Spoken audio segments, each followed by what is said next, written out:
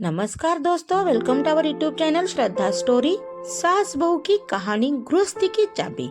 विमला जी के घुटनों में तकलीफ रहती थी, जिसके कारण वो चल फिर नहीं पाती थी। घर में उनके अलावा उनका बेटा सतीश, बहू रूपा और एक पोती आयशा थी। सतीश की शादी को 6 साल हो चुके थे।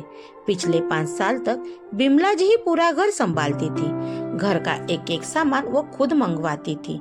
बहू बेटे को कभी उनके काम में दखल नहीं देते थे। बिमला जी पूरे रौब के साथ घर में रहती थी। सतीश और रूपा पर पूरा कंट्रोल करती रखती थी। कहाँ जाना है, आज घर में क्या बनेगा, घर में कितना राशन आएगा, साथ ही सतीश की सारी सैलरी का हिसाब भी वे अपने पास ही रखती थी। शुरू शुरू में रूपा को इससे बड़ी तकलीफ होती थी, लेकिन जब सतीश ने समझाया, माँ की बात का बुरा नहीं माना करो, पापा के टाइम से सारा घर वही संभालती आ रही है, अब वो अपना वर्चस्व खोना नहीं चाहती, तो हम ऐसे ही चलने देते हैं। धीरे धीरे रूपा भी इसी रंग में रंग गई। अब उसे अपनी सास से कोई प्रॉब्लम नहीं थी। वो किचन का काम संभालती, उसमें भी विमला जी अपनी पसंद का खाना बनवाती थी। कुछ दिन बाद रूपा अपने आप को फ्री मानने लगी कि सारी जिम्मेदारी तो माँ जी उठा रही है। लेकिन अभी 1 साल पहले उनकी अचानक तबीयत खराब हो गई। 1 महीने तक बिस्तर पर पड़ी रही।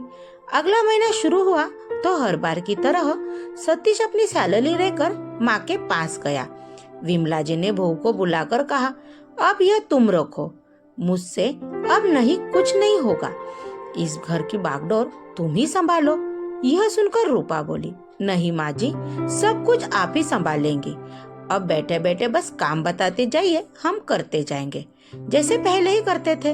यह सुनकर सतीश को बहुत आश्चर्य हुआ कि कुछ साल पहले तो यह घर की बागडोर संभालने के लिए उससे झगड़ रही थी, अचानक इसे क्या हो गया। बिमला जी बोली, लेकिन बहू कल मुझे कुछ हो गया तब भी तो तुम ही संभालोगी। रूपा ने जवाब दिया, नहीं माँ जी, आपको कुछ नहीं होगा, आप ही संभाल रही है, आप ही संभालोगी।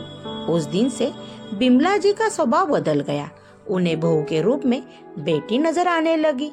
पहले वो सारा कुछ अपने हाथ में इसलिए रखना चाहती थी कि कहीं मेरा बेटा बहू मुझ पर जुल्म न करने लगे, कहीं बेटा आंखें न बदल ले, कहीं मुझे घर से न निकाल दे। रूपा पहले की तरह ही माँ जी की पसंद की सब्जी बनाती थी। घर का सामान वो खुद लेने जाती, लेकिन आकर एक एक पैसे का हिसाब अपनी सास को देती और बाकी बचे पैसे भी उन्हें ही दे देती थी। एक दिन रूपा अपने पीहर गई थी। सतीश अपने ऑफिस जा चुका था। शाम को दोनों वापस आ गए। तब विमला जी ने दोनों को अपने कमरे में बुलाया। बेटा, मैंने आज वकील को बुलाकर अपनी वसीयत कर दी है। यह घर तेरे नाम कर दिया है और ये तिजोरी की चाबी, जेबर, रुपए, पैसे सब मैंने बहू को देना चाहती हूँ। तभी रूपा बोली, माँ जी, इसकी क्या जरूरत है, आप ही संभालिए ये सब। बिमला जी बोली, बेटा, मुझे तुम दोनों पर भरोसा नहीं था, जैसे कि आजकल हो रहा है, बुजुर्गों के साथ बुरा सलूक किया जा रहा है, मैं उससे डर गई थी, लेकिन अब मुझे तुम दोनों पर विश्वास है, इसीलिए मैं ये सब तुम्हें सौंप देना चाहती हूँ। अगले दिन से रूपा सब कुछ संभालने लगी। बिमला जी निश्चिंत होकर अपने कमरे में बैठी रहती थी, लेकिन उन्हें यह देखकर और आश्चर्य भी हुआ कि उनकी बहू आज भी उनकी पसंद का खाना उनसे पूछकर बनाती थी। अगर दोनों कपड़े खरीदने जाते हैं तो पहली साड़ी अपनी सास के लिए लेती थी। रूपा को अब तक आदत पड़ चुकी थी कि वह सारा काम माँ जी के पूछकर ही कर रहे। 2 महीने बाद विमला जी का देहांत हो गया। घर में रोना पीटना मचा था। 13 दिन तक मेहमानों का तांता लग गया। 13वीं के बाद सभी धीरे धीरे विदा हो गए। सतीश अपने ऑफिस चले जाते। रूपा और उसकी बेटी दोनों घर में अकेले रह जाते, लेकिन रूपा को कुछ भी ध्यान नहीं रहता।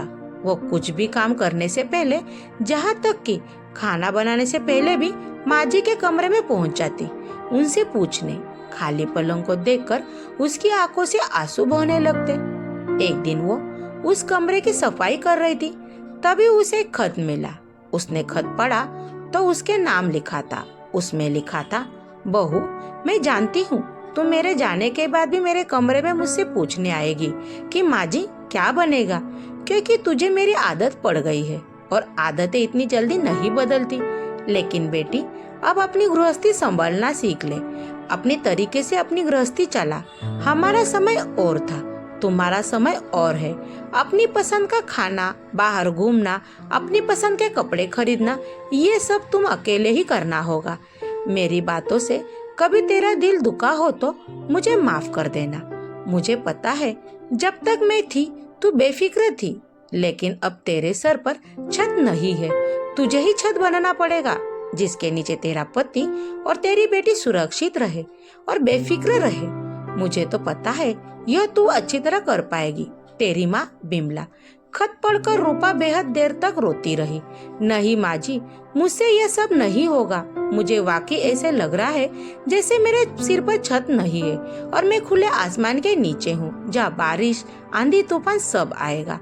खत को कई बार पढ़ने के बाद रूपा ने सहज कर रख लिया। कुछ दिनों में वो एक माँ की तरह पूरा घर संभालने लगी। जब भी उसे कोई परेशानी होती, वो उस खत को निकालकर पढ़ती और दृढ़ता डटकर हर मुश्किल का सामना करती।